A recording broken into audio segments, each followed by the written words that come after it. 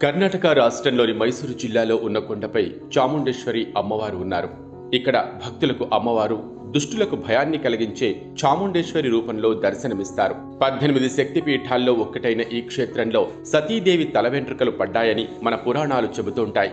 శక్తిపీఠాల్లో ఈ క్షేత్రాన్ని 4వదిగా చెబుతుంటారు. చాముండేశ్వరి అమ్మవారి గురించి పురాణ గాథ.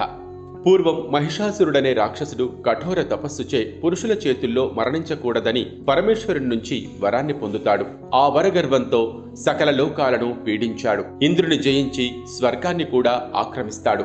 భయభ్రాంతులైన సకల లోకవాసులు త్రిమూర్తులను వేడుకోగా మహిషాసురుని వధించుటకై ఒక స్త్రీ శక్తిని సృష్టిస్తారు. ఆ స్త్రీ శక్తి స్వరూపియే చాముండేశ్వరి. 18 చేతులతో ప్రతి చేతిలో ఒక ఆయుధంతో ఆ తల్లి దర్శనమిస్తుంది. ముందుగా చండ, ముండ అనే రాక్షసులను సంహరించిన తరువాత మహిషాసురుని వధించి